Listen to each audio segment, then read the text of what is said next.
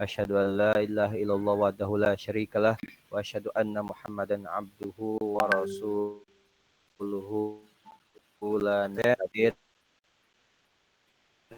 pada kegiatan syukur kepada Allah Subhanahu wa taala yang telah memberikan kita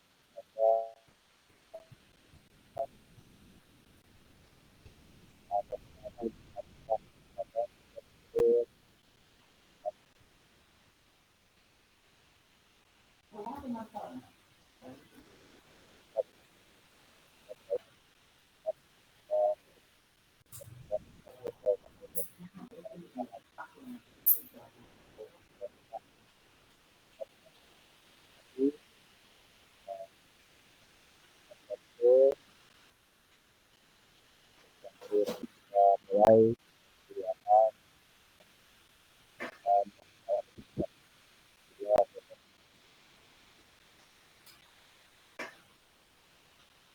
selanjutnya kegiatan terhadap kelompok 13 untuk mengatur kegiatan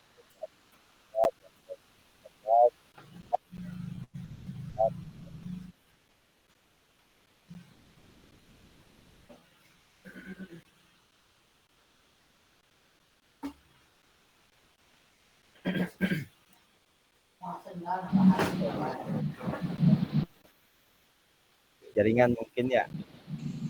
Suaranya putus-putus. Pak Cecep, terputus-putus suara pada Pak. kelompok 13 dipersilakan.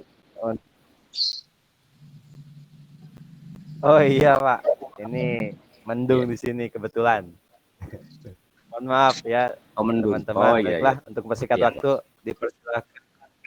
dipersilakan kepada kelompok 13 untuk mengatur kegiatan ini. Mangga kelompok 13. Terima kasih Pak Cecep dan Pak dosen, mohon izin saya akan memulai untuk diskusi pada siang hari ini. Assalamualaikum warahmatullahi wabarakatuh.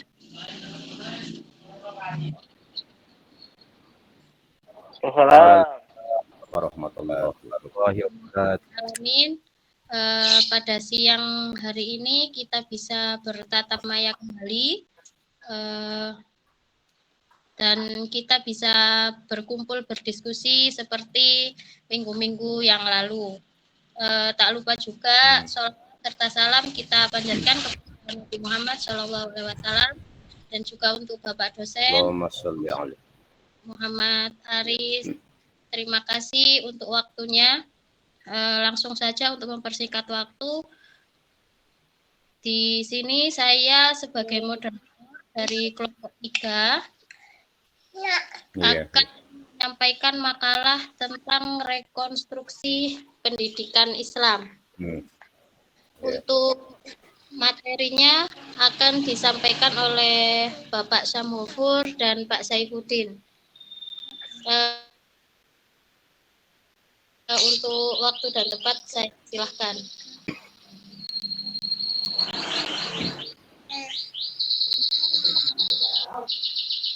Halo Pak Sa. Pak Saifuddin. Oh ya, terima kasih. Ini gimana, udah tampil belum? Masih belum? Belum Pak. Masih kita Mungkin tunggu. ada teman yang bisa membantu menampilkan. Di sini sinyalnya susah.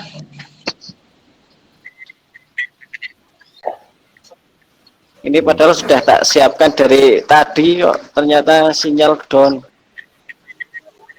File di laptop semua ini.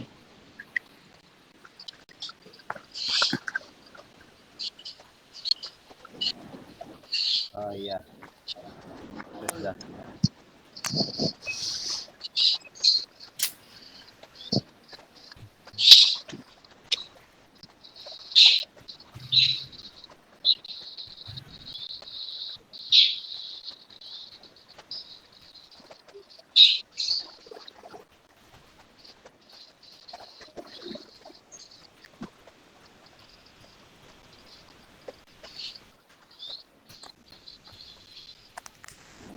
Bentar ya Bapak Ibu.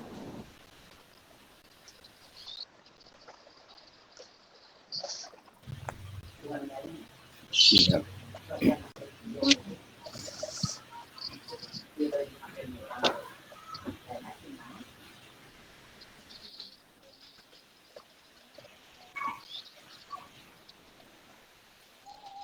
Apakah sudah Sudah Mbak.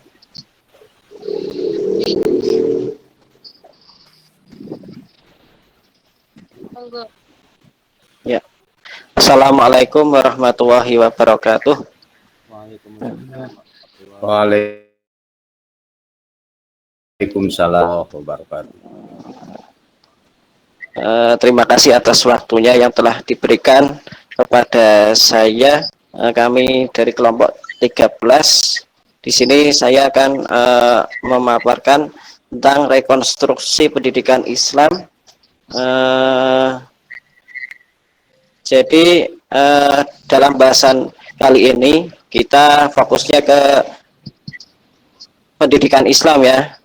Jadi antara pendidikan Islam dengan pendidikan agama Islam itu berbeda. Mungkin kita sering menyebutnya itu sama saja ya. Banyak orang itu merancaukan pengertian istilah pendidikan agama Islam dengan pendidikan Islam. Akan tetapi kedua istilah tersebut kita menganggap itu sama, sehingga ketika seorang berbicara tentang pendidikan Islam ternyata isinya terbatas pada pendidikan agama Islam, ataupun sebaliknya, ketika seseorang berbicara tentang pendidikan agama Islam itu malah justru yang dibahas di dalamnya adalah tentang pendidikan Islam. Padahal kedua istilah tersebut ini memiliki substansi yang berbeda ya.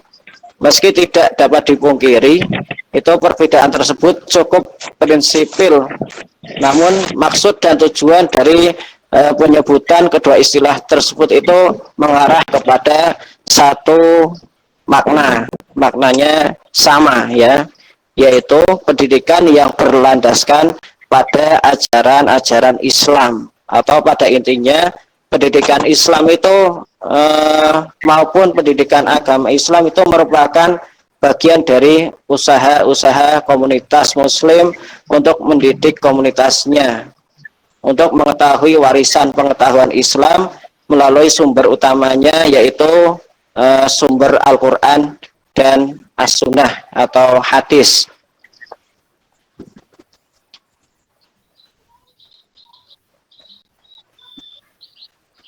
Next, yang ketiga ya, apa yang dimaksud paradigma sebagai dasar pendidikan Islam? Di sini dijelaskan paradigma sebagai dasar sistem pendidikan adalah cara berpikir atau sketsa pandang menyeluruh yang mendasari rancang bangunan suatu sistem pendidikan. Paradigma baru pendidikan Islam yang dimaksud di sini adalah pemikiran yang terus-menerus harus dikembangkan melalui pendidikan untuk merebut kembali pendidikan iptek ya. Jadi sekarang itu ilmu pengetahuan kita sudah terebut oleh barat ya. Jadi nanti mungkin pendidikan Islam itu akan punah kalau kita tidak bisa mempertahankan dengan serius ya. Next Mbak ya. Nah ini adapun prinsip-prinsip dalam paradigma baru pendidikan Islam itu tidak ada dikotomi antara ilmu dan agama ya. Terus yang kedua, ilmu tidak bebas nilai tetapi bebas dinilai. Yang ketiga, mengajarkan agama dengan bahasa ilmu pengetahuan dan tidak hanya mengajarkan sisi tradisional melainkan sisi rasional.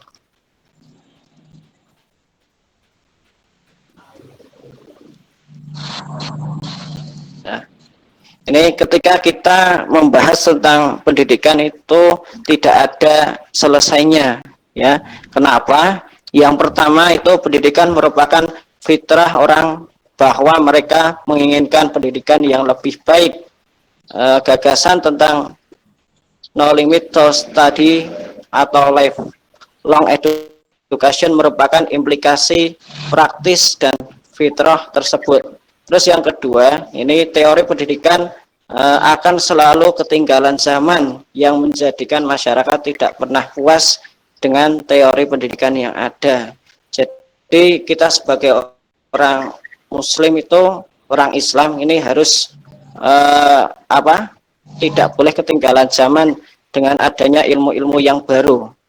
Terus yang ketiga, ini perubahan pandangan hidup juga ikut berpengaruh terhadap ketidakpuasan seseorang akan pendidikan. Next, yang berikutnya mungkin ini akan dijelaskan oleh beliau Pak Saifuddin. Monggo Pak Saifuddin. Siapa nama yang Ya Pak, terima kasih.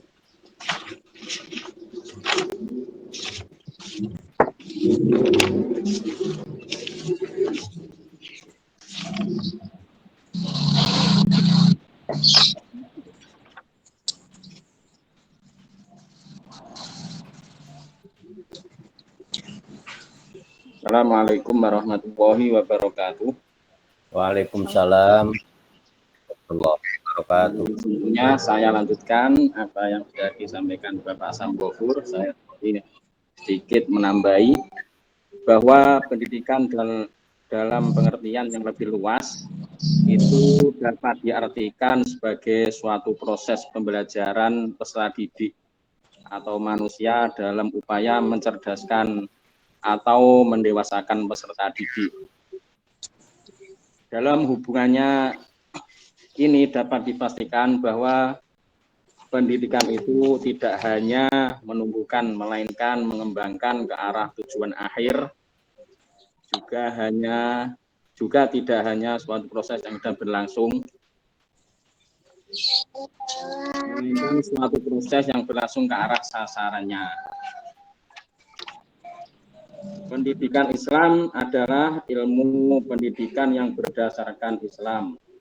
Islam adalah nama agama yang dibawa oleh Nabi Muhammad SAW. Islam berisi perangkat ajaran tentang kehidupan manusia. Ajaran itu dirumuskan berdasarkan bersumber pada Al-Quran dan Al-Hadis dengan redaksi yang sangat singkat. Ilmu pendidikan Islam adalah ilmu pendidikan yang berdasarkan Islam.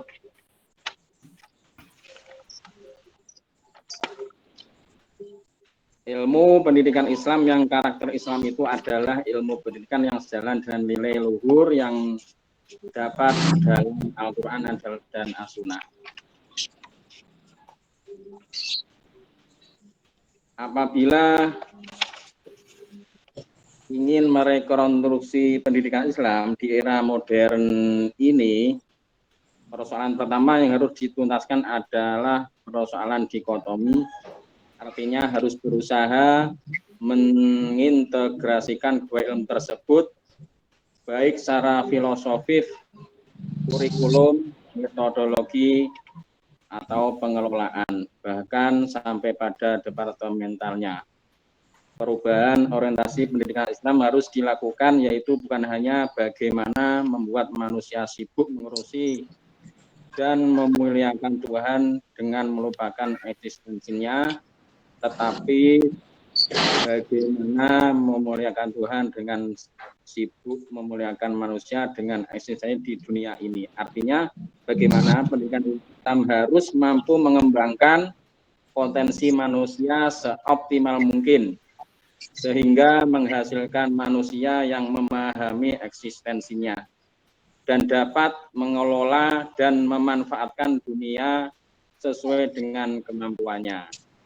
Dengan dasar ini, maka materi pendidikan Islam harus didesain untuk dapat mengakomodasi persoalan-persoalan yang menyangkut dengan kebutuhan manusia, yaitu mengembangkan pengetahuan dan keterampilan, teknologi, seni, serta budaya sehingga mampu melahirkan manusia yang berkualitas, handal dalam penggunaan ilmu, pengetahuan, keterampilan dulu dalam moral, dan didasarkan pada nilai ilahiyah sebagai produk pendidikan Islam.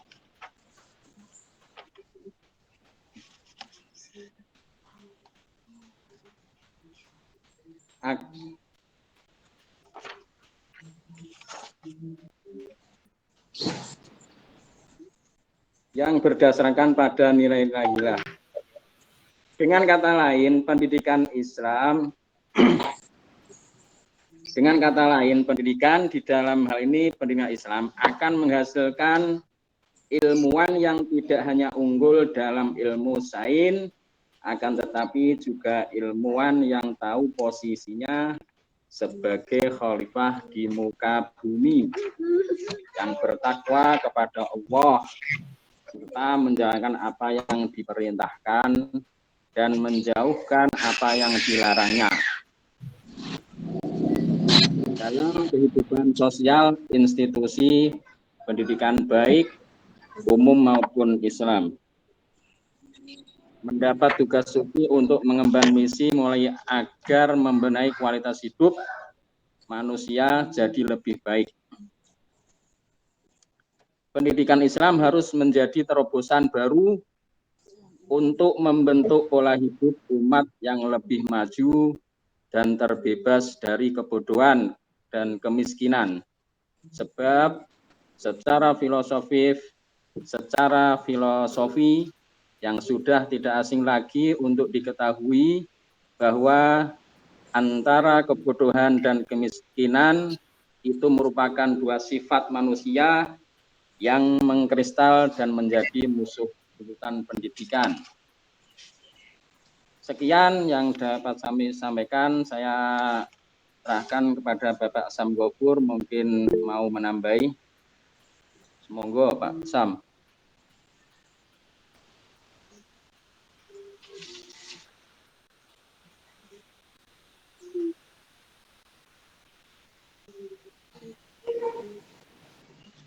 Assalamualaikum, mohon izin Pak. Mungkin saya untuk menyelesaikan PowerPoint tadi ya belum selesai ya.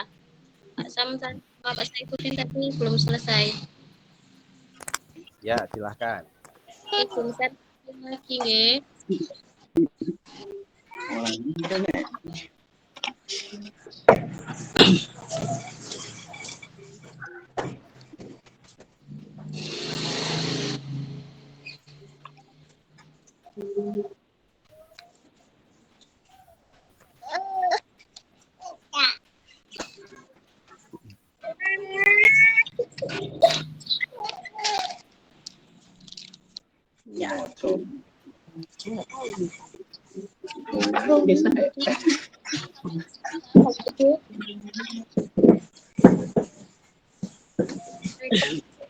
Paradigma pendidikan ya.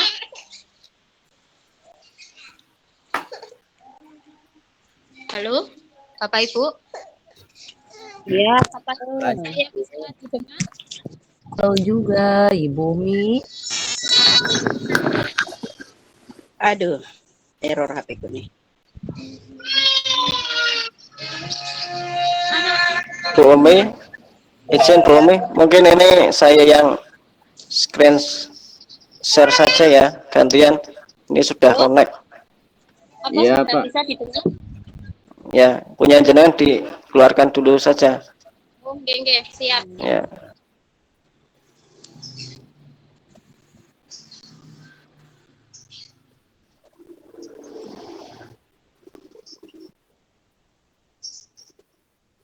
Monggo Pak Sam.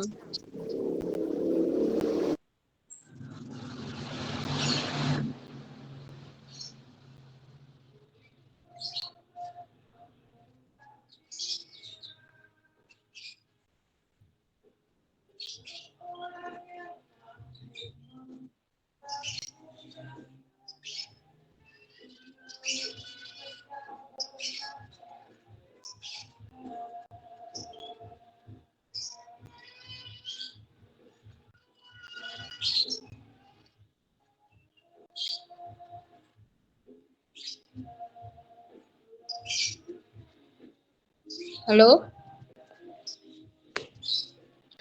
Ah, sudah dengar ya Bu? dengar. Udah.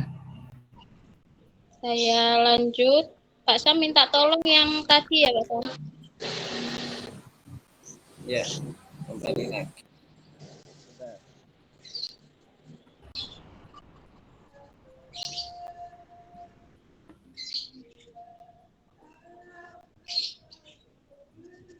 Nah, kita sampai sini ya. Rekonstruksi paradigma pendidikan yang saya bahas tadi. Yang pertama dari teaching menuju learning. Ada yang kedua tertutup, terpisah, terisolasi menuju terbuka, erat dan akrab dengan masyarakat. Yang ketiga sentralistik menuju desentralistik. Yang keempat dimensi kognitif menuju dimensi integrasi dan holistik. Next.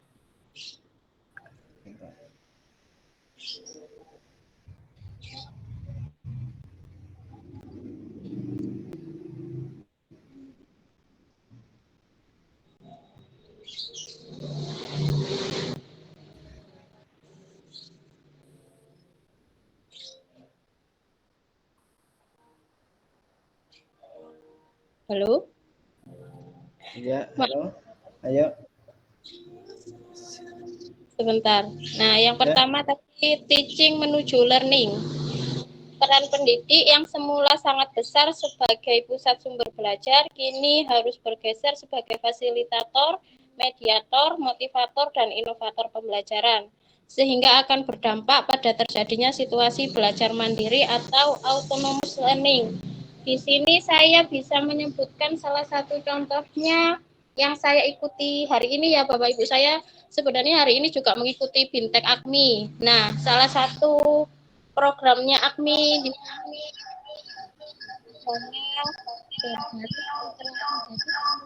kita ajarkan kepada peserta didik di sekolah maupun di madrasah itu bersifat atau mengandung makna literasi begitu. Jadi peserta didik diharapkan bisa mampu memecahkan masalah tentang apa yang sudah dibaca atau sudah dilihat begitu. Jadi kita sebagai guru sudah tidak zamannya Bu untuk apa?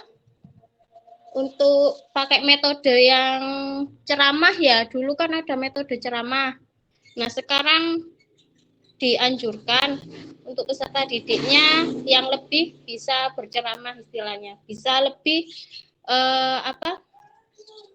bisa lebih berani berpendapat dan mengungkapkan argumennya gitu. Lanjut Pak. Yang kedua yakni tertutup menuju terbuka. Kenapa? Karena lembaga pendidikan Islam mempunyai kewajiban melakukan integrasi sosial atau social integration dengan masyarakat sekitar yang mewadahinya. Lanjut.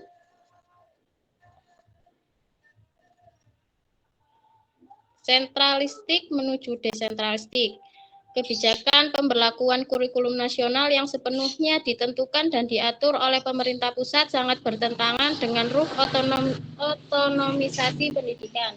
Lahirlah kurikulum standar isi yang biasa kita kenal dengan KTSP atau sekarang lebih ke kurikulum merdeka. Nah, jadi enggak sentralistik, maksudnya sentralistik itu ditentukan oleh pusat ya Bapak Ibu. Sekarang kan kalau di kita kurikulum merdeka kita lebih bebas untuk memilih seperti apa pembelajarannya, seperti apa mengajarkan kepada peserta didik untuk pendidikan agama Islam ini. Lanjut. Kognitif menuju integral dan holistik. Pentingnya pendidikan nilai dan pembentukan watak dalam pendidikan kita. Karena pendidikan nilai dan pembentukan watak kurang diperhatikan, terjadilah perkelahian antar pelajar dan lain-lain. Banyak sekali contoh ya Bapak Ibu yang sering kita dengar yang lagi viral, sepertinya yang ya terima kasih Pak Yusuf. Yang lagi viral di Surabaya ya. Di Surabaya lagi ada gangster katanya. Nah, seperti itu. Pentingnya nilai dan pembentukan watak sangat berpengaruh sekali terhadap kehidupan kita di masyarakat, di lingkungan madrasah, dan lain sebagainya. Apalagi pembentukan watak yang didasari dengan pendidikan agama Islam sendiri. Lanjut. Untuk closing statement-nya ini ya Bu, manusia handal, mampu memadukan potensi pikir, potensi zikir, potensi pikirnya menjadi khalifah, potensi zikirnya abid, dan menjadilah khairu ummah. Yang artinya apa Bu, khairu ummah Bu? Saya takut salah. Khairu ummah, umat yang Baik-baik umat. baik-baik. Umat Baik. baik. Baik. Oke, terima kasih Bu Nani, terima kasih Pak Cecep. Lanjut. Alhamdulillah, kami ucapkan terima kasih dan selamat berdiskusi. Kembali kepada saya sendiri sebagai moderator.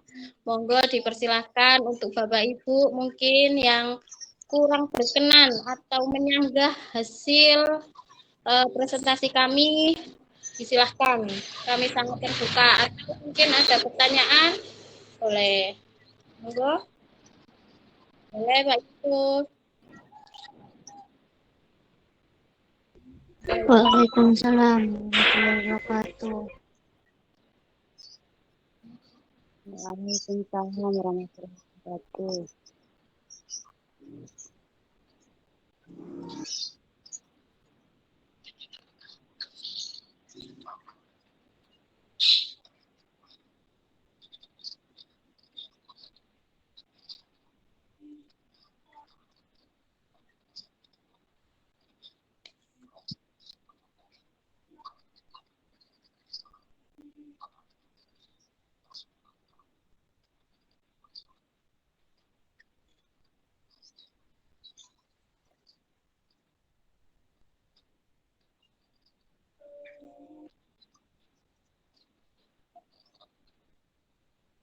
Terima kasih Pak Yusuf, hebat sekali pertanyaan Pak Yusuf. Terima kasih. Saya tampung dulu atau mungkin Pak Syam, Pak Saifuddin bisa menjawab atau mungkin ditampung dulu. Monggo, Pak Syam.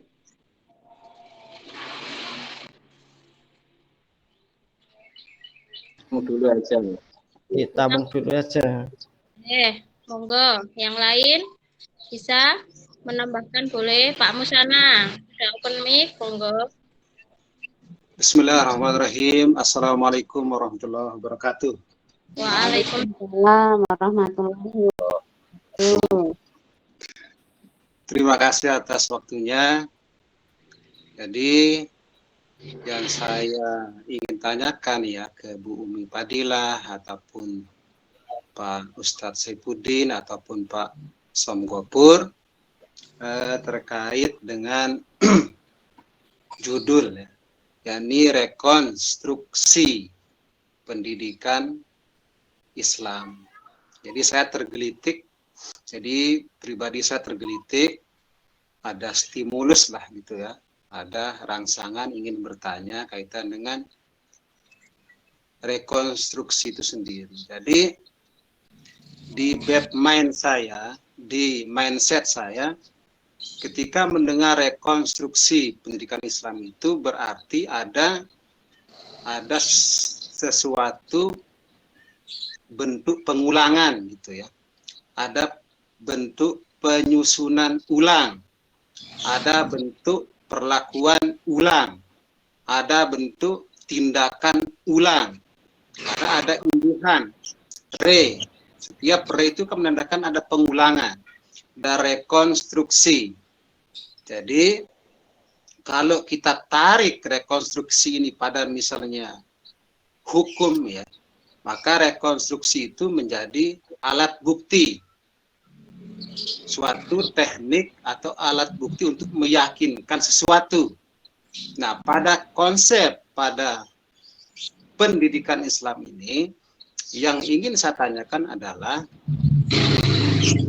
apa sebenarnya gitu ya, apa sebenarnya asbab nuzulnya gitu ya. yang melatar belakangi adanya pengulangan kembali, penyusunan kembali, penindakan kembali, perlakuan kembali pada pendidikan Islam itu sendiri. Sehingga ada istilah rekonstruksi pendidikan Islam itu. Itu yang pertama, Bu Umi Fadilah. Kemudian yang kedua, dalam rekonstruksi pendidikan Islam, langkah-langkahnya bagaimana? Langkah-langkah dalam merekonstruksi pendidikan Islam untuk meyakinkan sesuatu agar sesuatu itu lebih meyakinkan. Nah, langkah-langkahnya bagaimana? Itu yang dua hal yang saya tanyakan ke materi. Terima kasih. Wassalamualaikum warahmatullahi wabarakatuh.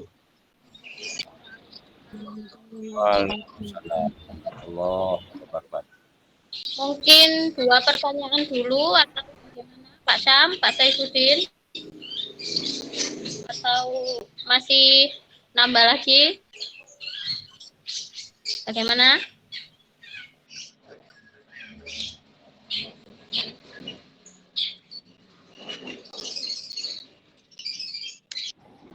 Cukup dulu kan, Mbak? Cukup dulu nggih. Ya, Oke. untuk terpikir dulu sebentar. Boleh. Sebentar Bapak Ibu, kita akan berdiskusi sebentar tentang pertanyaan Bapak Ibu nggih. Mohon bersabar. Sabar saantawis. Pak Cep jangan senyum-senyum aja Pak Cep.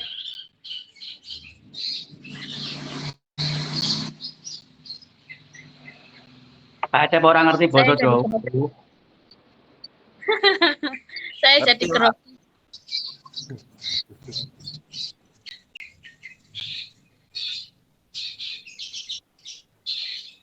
Mungkin sambil menunggu teman-teman ya, saya mungkin bantu untuk menjawab sedikit tentang apa yang saya ketahui saja. Menurut pendapat saya sendiri, mungkin nanti bisa dilengkapi dengan teman-teman yang lain.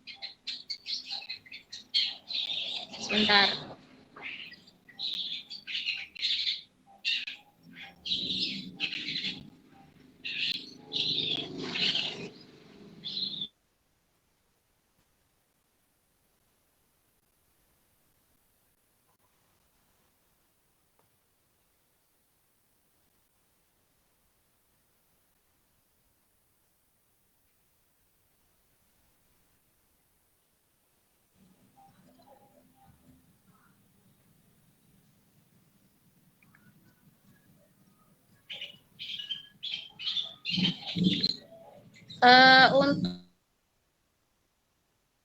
Untuk pertanyaan pertama tadi dari Bapak Muhammad Yusuf ya, Pak Yusuf masih ada di sana?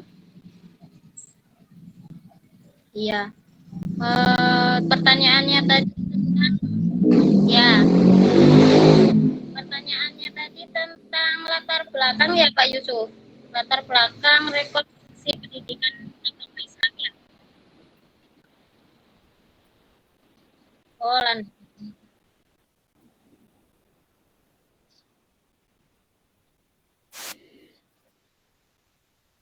paradigma pendidikan Islam tadi ya, siap.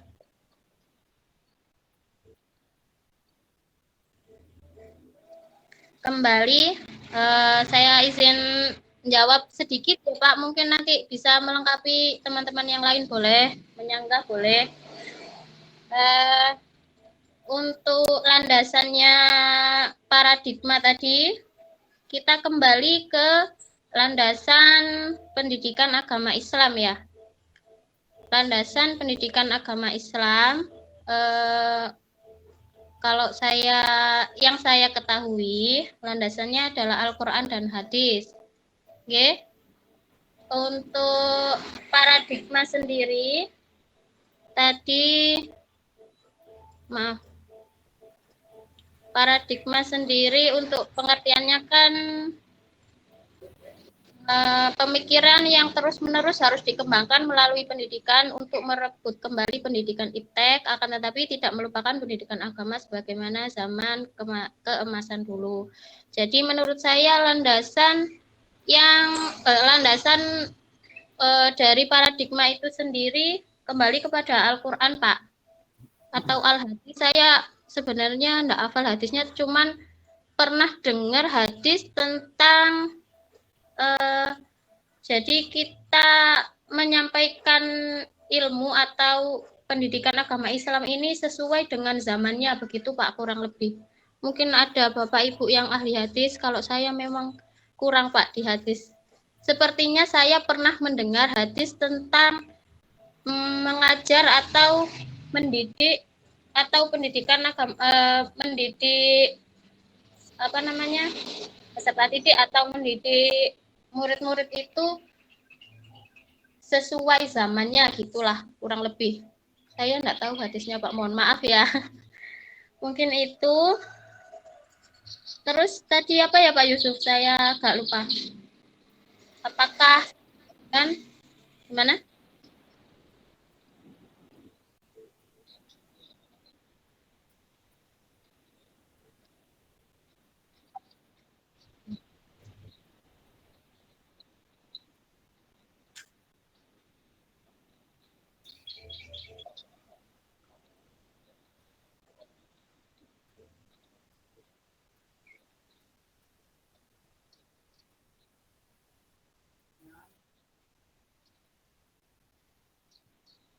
Ya.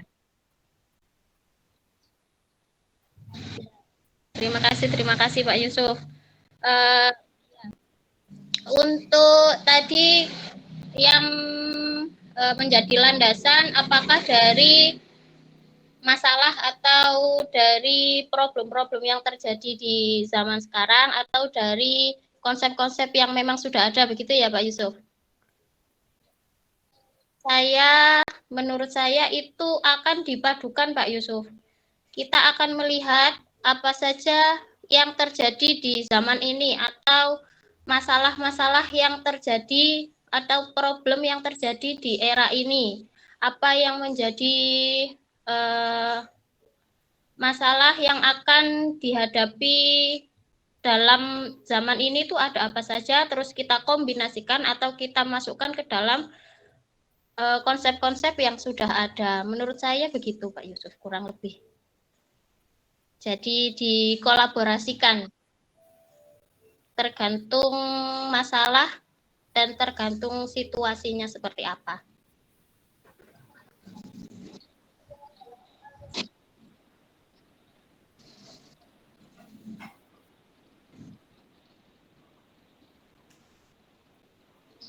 Betul.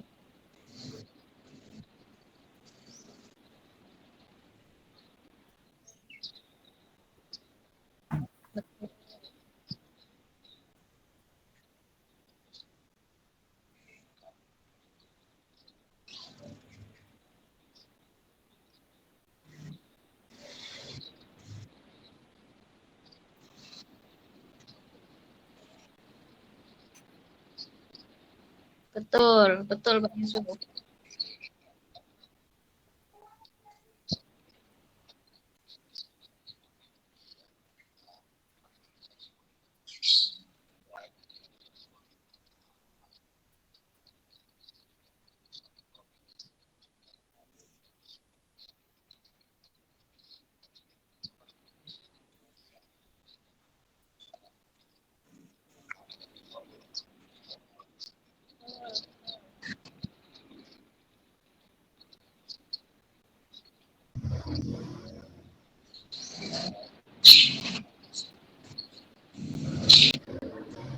Nih saya coba menambah ya, Boleh. Pak Yusuf ya. Landasan yang melatar belakangi paradigma pendidikan Islam itu sebenarnya itu sudah dari dulu itu pendidikan Islam itu sudah betul, akan tapi sekarang dengan adanya pertambahan tahun terus pertambahan zaman ini akhirnya muncullah sebangsa gerakan Islam yang baru. Yang kita sebut itu berarti Islam yang mainstream, ya. Kalau yang non mainstream kan kita kenal itu ada dua, yaitu paham NU dan Muhammadiyah, yang mana kedua ormas tersebut ini kan adalah organisasi terbesar di Indonesia yang menerima konsep negara bangsa Indonesia serta menyertakan Pancasila dan UUD atau Undang-Undang Dasar 1945 sebagai landasan organisasi dalam kehidupan berbangsa. Jadi kenapa kita melakukan revitalisasi, ya? Ini kita agar kembali rekonstruksi, ya. Kita agar kembali lagi seperti zaman dulu lagi, agar pendidikan Islam itu tidak terebut oleh paham Islam yang mainstream tersebut, ya gitu. Ya, mengembalikan seperti awal seperti zaman dulu lagi lah.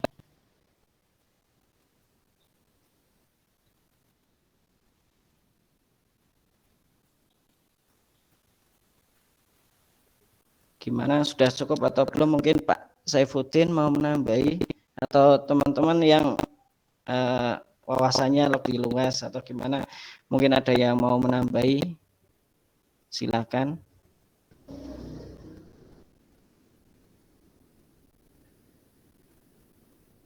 Atau cukup Pak Yusuf? Ya, terima kasih. Untuk yang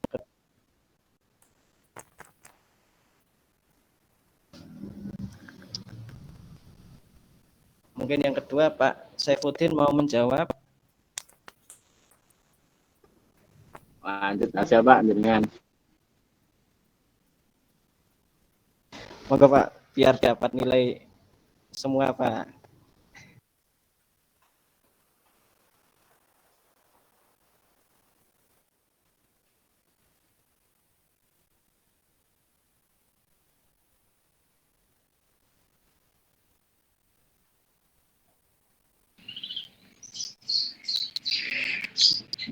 Ayo ramein Pak Cecep. Sudah, mungkin Pak Saifuddin. Pak Agus. Pak Saifuddin mau menjawab yang pertanyaan dari Pak Musana.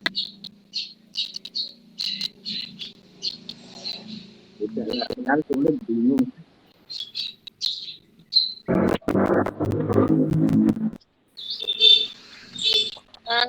Agus, keluar Pak Agus. Iya nih Pak Agus, biasanya statementnya bagus sekali Pak Agus. Monggo Pak Agus, mau menambahkan? Saya mau nanya Bu. Oh, nanti saya jawab Pak Usana dulu ya. Takut lupa tadi pertanyaan Pak Musana tentang kata rekonstruksi ya Pak Musana. Betul. Kenapa kok diperbarui? Kenapa? Ada apa? Begitu ya Pak Musana? Betul Bu Umi. Ya, menurut saya, pendapat saya pribadi nih, nanti mungkin mau teman-teman tambahkan atau mau disanggah boleh. Untuk pendapat saya, rekonstruksi sendiri tadi kata Pak Yusuf di chat, rekonstruksi itu berasal dari kata konstruksi karena ditambah re sehingga artinya menjadi pembangunan ulang. Boleh seperti itu Pak Musana jawabannya?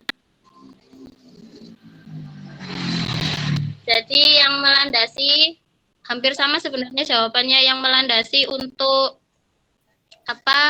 pengulangan atau pembaruan pendidikan agama Islam ini kenapa harus diperbarui? Apakah kurang bagus? Apakah kurang bagaimana? Nah, menurut saya kenapa kok direkonstruksi? Karena kita setiap zaman zaman, setiap tahun akan ada terjadinya perubahan era, perubahan apa ya? Perubahan zaman, perubahan pengetahuan, perubahan pola pikir, dan perubahan-perubahan yang lain. Jadi menurut saya rekonstruksi ini untuk menyesuaikan pendidikan agama Islam ini akan seperti apa, dipandang seperti apa, dan tujuannya akan bagaimana di zaman-zaman yang mendatang. Begitu kurang lebih Pak Musana. Assalamualaikum, Pak Musana masih ada? Yang direkonstruksi apanya? Kenapa? Yang direkonstruksi apanya? Pak Musananya. Boleh Pak Musana. Direkonstruksi juga boleh. Kampung sudah bubuk pengusaha itu. Saya mau nambahin boleh nggak? Bu Eka boleh mau menyanggah atau menambah? Pak Musana mau menambahi. Lanjut dulu. Saya mau bertanya juga ini, Bu. Mau bertanya juga. Jangan Saya banyak saja, Bu. pusing.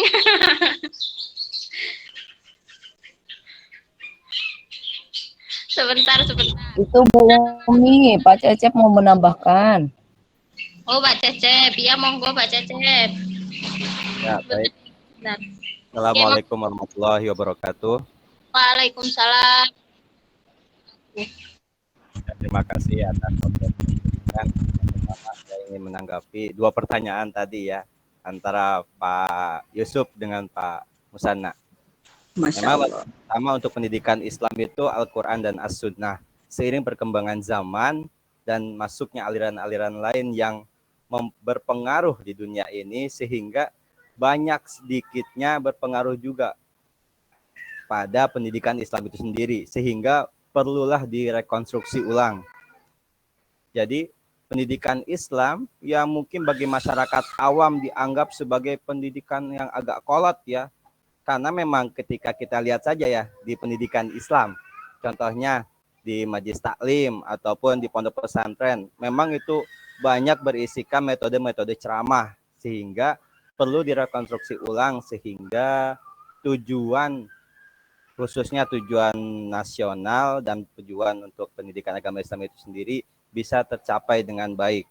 Maka dibutuhkan rekonstruksi. Di sana tadi dijelaskan ada beberapa hal yang direkonstruksi. Yang pertama tadi itu dari apa ya? Tadi yang pertama itu terbuka dari tertutup ya, tertutup sama terbuka.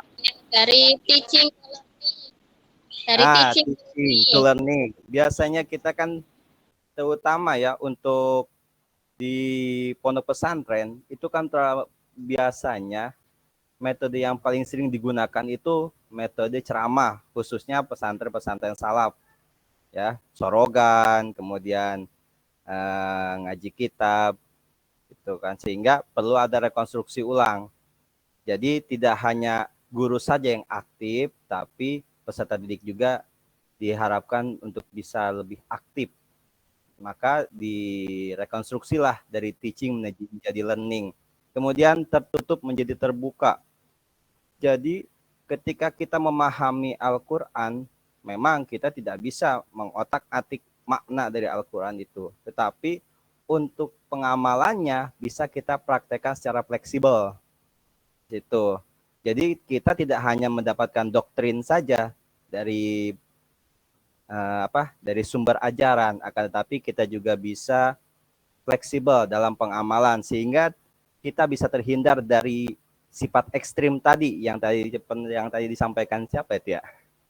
Ya, tadi yang disampaikan Pak Sam Gopur, supaya kita tidak terjebak ke dalam paham ekstremis ya. Ketika misalkan mempelajari makna ayat jihad, kita tidak serta-merta harus berjihad dengan senjata, dengan pikiran, dengan pena pun itu termasuk jihad. Nah, di situ. Jadi harus ada rekonstruksi ulang dalam hal pemikiran-pemikiran tersebut. Terus sentralistik menjadi desentralistik. Kalau hal ini mungkin ya sudah tercover dengan kurikulum merdeka ini. Artinya yang dulu kita hanya diberikan silabus saja dari pemerintah, ini segera ajarkan kepada peserta didik. Ikuti saja yang ada di sini. Nah, kita sekarang madrasah bebas untuk menentukan kurikulum yang tepat sesuai dengan kekhasan madrasah itu sendiri. Adapun untuk kognitif menuju holistik, itu sebenarnya Islam sudah menerapkan lebih dahulu ya, terutama pesantren-pesantren, bahwa akhlak itu lebih utama daripada nilai. Jadi seperti itu. Maka penting sekali rekonstruksi supaya apa? Supaya Islam tidak ketinggalan zaman. Kalau kita hanya berpegang teguh dengan apa yang telah kita dapatkan pada zaman dahulu tanpa didasari dengan perkembangan zaman, ya mungkin isinya bagus, tapi pada prakteknya kita akan ketinggalan zaman. Itu saja dari saya. Terima kasih. Terima kasih Pak Cecep untuk tambahannya. Mungkin tadi Pak Musana sudah, jawabannya sudah ya? Sudah cukup ya? Sudah cukup? Pak Musana.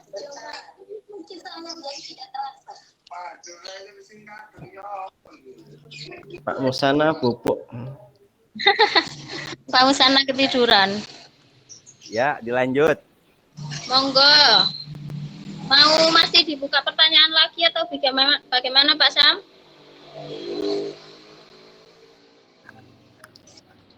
Gantian kelompok berikutnya saja, Mbak. Buka lagi lah. Buka lagi lah, saya juga pengen nanya. Ini Oke, durasi. silakan. Pak Cek, mungkin Pak dosen, Bapak dosen atau biar waktunya nanti bisa dibagi-bagi. Takutnya yang kelompok 14 nanti bagaimana? Boleh ini, pertanyaan lagi. Silahkan. Oh, boleh. Monggo yang mau bertanya. Satu lagi ya. Satu penanya lagi, nggih. Siapa yang mau disuruh ini? Monggo Bu Eka mungkin. Tunggu, kita cari pertanyaan dulu. Bismillahirrahmanirrahim. Jazakillah khair atas kesempatan yang telah diberikan. Pertanyaan saya, ini tadi ada saya dengar tentang pendidikan Islam yang akan punah katanya tadi dengan pendidikan Barat itu.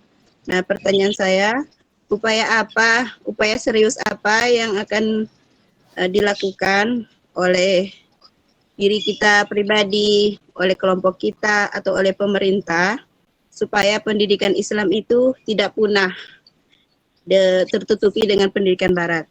Pertanyaan saya yang kedua, ada dua pertanyaan saya Bumi. Pertanyaan saya kedua. Ya. Pertanyaan saya yang kedua. Tadi disebutkan kata khalifah fil ard. Nah, itu yang ingin saya tanyakan, apa makna dari kata khalifah fil ard? Itu saja, Pak, Ibu. Jazakallahu khair. Amin. Untuk khalifah fil ard tadi sebentar.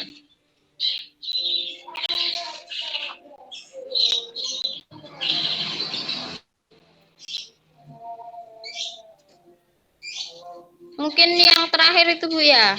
Itu cuman closing statement dari saya. Closing statement dari saya, Bu.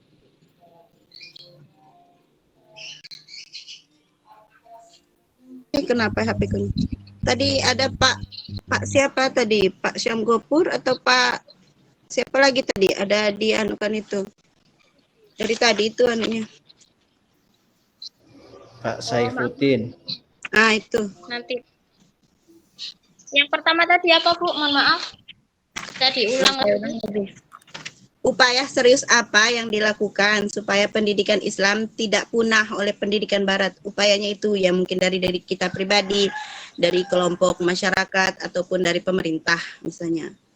Misalnya Ibu itu menyarankan kepada pemerintah bagaimana pendidikan Islam itu supaya tidak punah. Itu aja Ibu. Oke, terima kasih Bu Eka. Monggo Pak Saya- Syamhofur mau menjawab. Ya, terima kasih. Saya akan mencoba menjawab upaya yang dilakukan oleh pemerintah agar pendidikan Islam tidak punah. Ya, mungkin dari pemerintah itu harus menggabungkan antara pendidikan formal dengan non formal. Jadi di Indonesia kan sudah banyak ya sekolah formal itu satu yayasan dengan non formal atau sekolah luar negeri atau alias sekolahan swasta ya, itu sudah banyak kan. Nah, itu merupakan langkah-langkah atau upaya yang dilakukan oleh pemerintah agar pendidikan Islam itu tidak punah. Jadi di Indonesia jangan sampai pesantren itu kok tidak ada ya. Itu langkah-langkah yang dilakukan oleh pemerintah. Selain itu juga pemerintah juga harus mendukung adanya pendidikan yang ada di pesantren. Karena apa? Ketika seorang anak hanya mengandalkan sekolah di sekolah formal itu nanti lama-kelamaan pendidikan Islam itu kemungkinan akan punah. Mungkin ngoten Bu Eka. Ini saya tanya ini, pendidikan non formal ini di pesantren maksudnya Pak? Ya, di pesantren. Oh, kalau formal itu kan resmi Pak. Kalau pesantren kan juga resmi, bukan itu. Kalau menurut saya non formal itu bukan pendidikan yang di luar sekolah. Pesantren juga kan sekolah. Yang non formal yang saya tahu itu misalnya di tempat mengaji. Madin. Nah, itu. Nah, itu.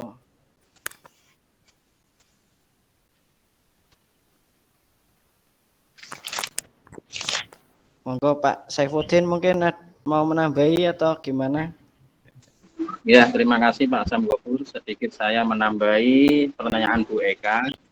Tadi Pak Syamhofur dari pemerintah, saya lingkup kecil aja dari keluarga. Ini tentunya kita harus lebih giat lagi untuk mengenalkan anak-anak kita atau keluarga kita kepada ajaran Islam, khususnya yaitu ajaran-ajaran syariat tentang uluhiyah, tauhid, syariat, cara beribadah dan lain-lain. Soalnya zaman demi zaman, kalau dulu keimanan seorang itu sangat kuat karena terpengaruh dengan zaman yang modern, tentunya itu akan berkurang. Seorang dulu alim, mungkin ada alim kiai, kalau dulu sudah alim, kemudian banyak sekali yang sudah meninggal, banyak yang sudah wafat, sehingga ilmu demi ilmu ini akan dicabut oleh Allah dengan meninggalnya seorang alim itu. Sehingga dari keluarga tentunya harus siap untuk mendidik lagi dan giat lagi untuk mengenalkan anak-anak kita ke agama, khususnya agama Islam itu ya, agama. Terima kasih. Matur suwun Pak Gofur. Mungkin ada tambahan dari Pak Gofur. Silakan. Saya bantu jawab ya. Boleh. Mungkin punah di sini bukan punah isinya ya. Selama Al-Qur'an dan As-Sunnah masih ada, maka pendidikan agama Islam tidak akan punah. Tapi yang kita khawatirkan adalah punahnya minat terhadap pembelajarannya. Maka solusinya yang pertama untuk guru harus disesuaikan pengajarannya dengan zaman sekarang, yaitu digitalisasi. Alhamdulillah pemerintah sudah melaksanakan digitalisasi, ya, pelatihan digital untuk guru. Kalau di Jawa Barat, di khususnya daerah Bogor ada. pembelajaran digital untuk guru madrasah. Nah, ini apa? Untuk apa? Untuk supaya minat belajar terhadap minat belajar siswa terhadap pelajaran. Jadi yang dimaksud punah di sini bukan isinya, karena kalau isinya selama Al-Quran dan As-Sunnah masih ada dan masih banyak orang yang mengamalkan, insya Allah gak bakal punah. Yang kita khawatirkan kan peserta didik sudah mulai punah minatnya untuk belajar agama, itu yang kita khawatirkan gitu. Jadi solusinya pemerintah sudah mulai bergerak dengan pelatihan digitalisasi. Kenapa? Karena ya khususnya di daerah Sukabumi, minat terhadap bahasa Inggris itu lebih besar daripada minat terhadap bahasa Arab. Kenapa? Karena peserta didik menganggap bahwa bahasa Inggris itu keren. Padahal menurut kita Arab juga keren kan? Justru Arab itu untuk umat muslim harus lebih keren. Kenapa? Karena dengan bahasa Arab kita bisa mempelajari langsung ilmu dari sumbernya, khususnya ilmu agama gitu kan. Nah, kenapa jadi nggak keren ini? Pertanyaannya kenapa bahasa Inggris yang keren, kenapa bahasa Arab yang keren? Ternyata metode belajarnya bahasa Inggris sudah terlebih dahulu dekat dengan teknologi, sehingga pembelajarannya pun lebih peserta didik lebih antusias dalam mempelajarinya. Sedangkan untuk pembelajaran bahasa Arab masih dengan metode hafalan, ceramah, sehingga minatnya pun ya sedikit demi sedikit tergerus. Jadi salah satu solusinya ya dengan khususnya kita guru-guru agama untuk lebih melek teknologi lah, supaya itu tadi yang disampaikan Pak Syam Gobur, supaya pendidikan agama Islam ini tidak punah. Itu saja dari saya. Terima kasih. Terima kasih Pak untuk bantuan jawabannya.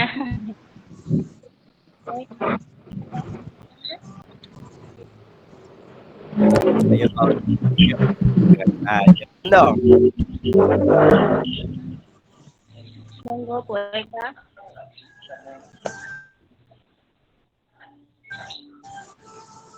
Sudah cukup.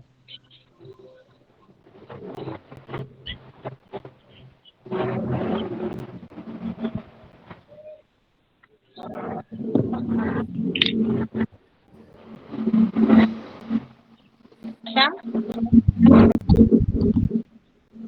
Tambahin. Oh, Pak. Nambahkan boleh. Monggo bagus. Assalamualaikum warahmatullahi wabarakatuh. Waalaikumsalam. Waalaikumsalam warahmatullahi wabarakatuh. Terima kasih atas waktunya. Jadi mohon maaf ada sedikit hal yang kurang menurut saya ya kurang pas apa yang menjadi pandangan dari Al Mukarrom Cecep. Siap.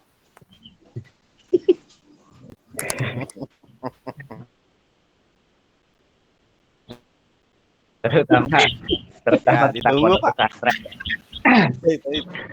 Kalau saya mau tahu nih, kalau saya melihat dari slide, ya, rekonstruksi paradigma teaching ke learning, kemudian tertutup, terpisah, terisolasi, menjadi terbuka, akrab dengan masyarakat, dengan sentralistik menjadi desentralistik, kemudian dimensi kognitif menjadi dimensi integrasi dan holistik. Sejauh pengamatan saya, ya mungkin pengalaman yang berbeda ya. Untuk pesantren-pesantren yang mungkin lingkupnya lingkup minimalis, dalam arti nggak begitu banyak santrinya, ini mungkin cara-cara yang tradisional, sentralistik dan lain sebagainya itu masih. Akan tetapi kalau yang kita lihat dari ya semacam pesantren-pesantren yang besar, yang terutama salaf ini. Salaf itu enggak selamanya kecil, enggak selamanya terbelakang, enggak. Justru itu mematahkan pandangan-pandangan masyarakat. Dari teaching ke learning, awalnya memang kita itu mendengar, tapi kita dikasih kesempatan, sebagai santri dikasih kesempatan mengemukakan pendapatnya lewat apa? Lembaga Bahsul Masail.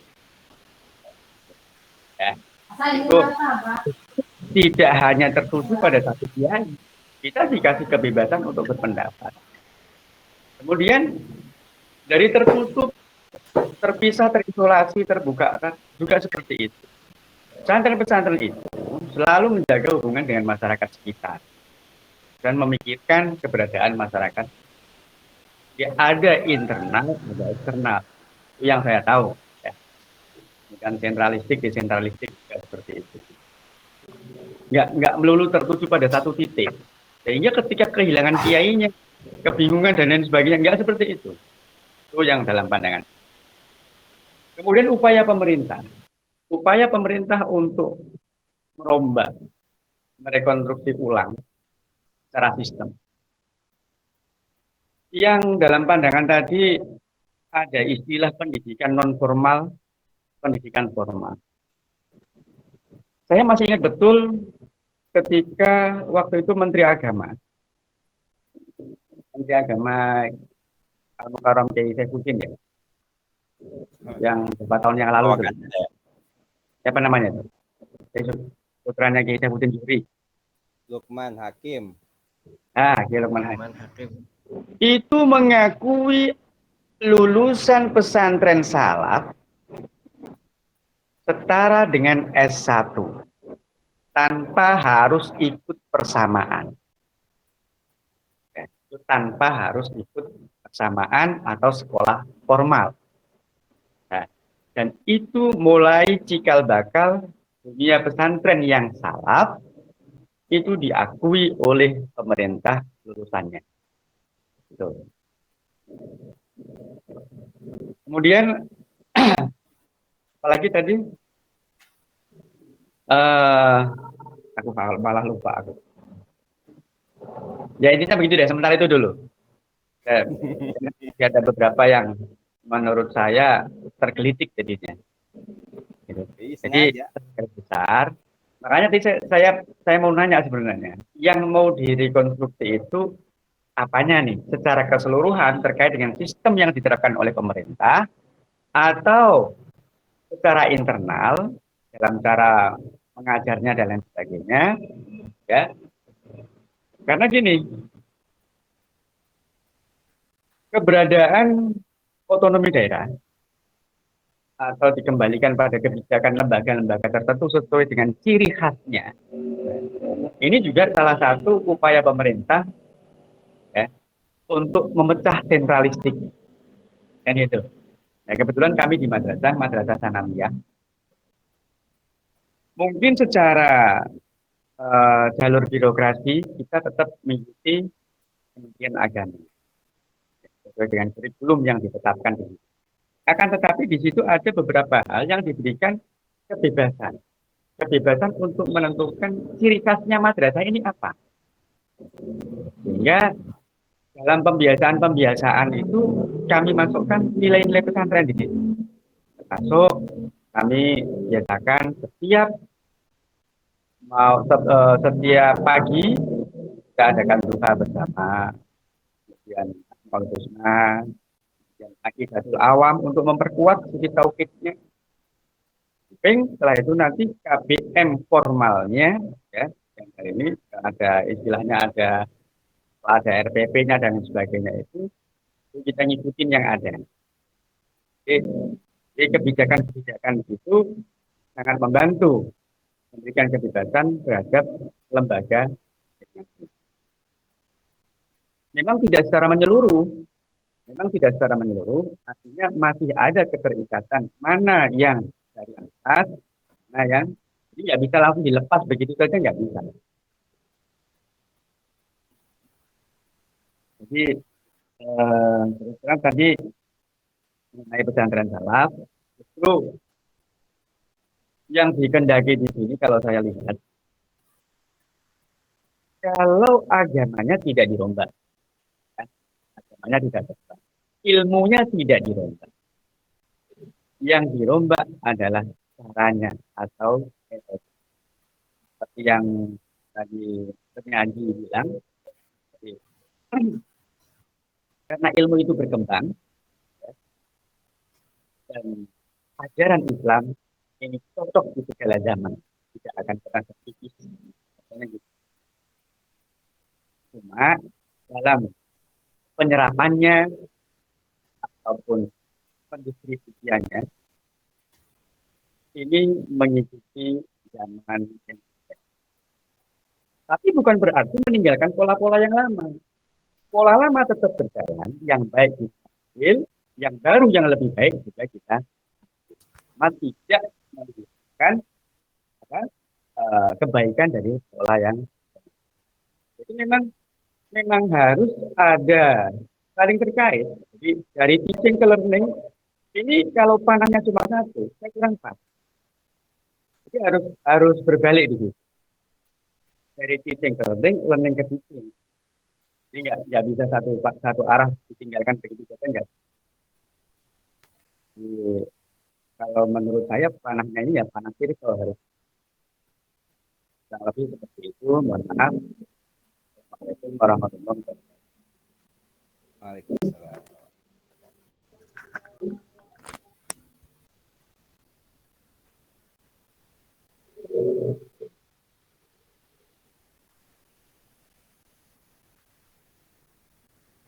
Monggo yang lain. Terima kasih Pak Agus. Terima kasih atas wawasannya. Kita jadi bisa lebih mengetahui. Soalnya saya sendiri masih kurang Pak, wawasan saya juga masih rendah. Terima kasih. Bagaimana Pak Sam? Apa sudah cukup?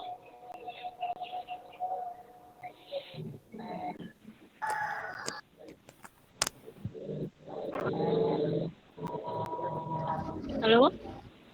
Mungkin dicukupkan Bu Umi. Oh Ganti ya, kelompok boleh. berikutnya, Sam.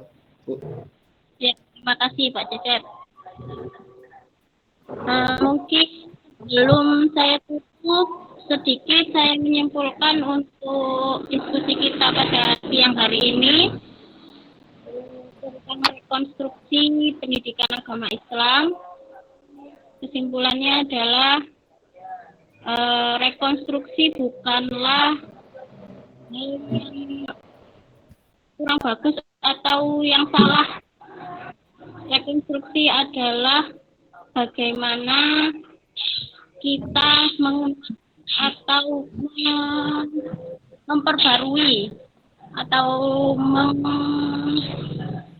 menyempurnakan yang ini sesuai dengan zaman dan era yang terjadi pada saat ini. Mungkin itu saja yang bisa dapat saya simpulkan.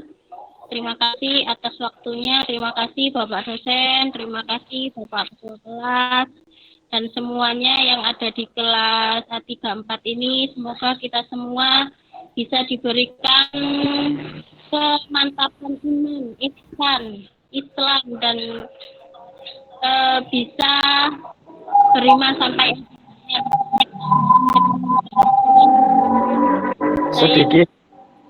sedikit saya tambahkan. Sedikit saya tambahkan. Dari rekonstruksi paradigma yang direkonstruksikan paradigma mindsetnya. Rekonstruksi paradigma ini tidak lepas dari kaidah al-muhafadzatu ala qadimis sholih wal akhlu bil jadidil aslah. Jadi menjaga warisan leluhur yang baik, ya, dan mengambil hal-hal yang baru yang lebih baik. Wallahul muwaffiq ila aqwamit thoriq. Assalamualaikum warahmatullahi wabarakatuh. Waalaikumsalam.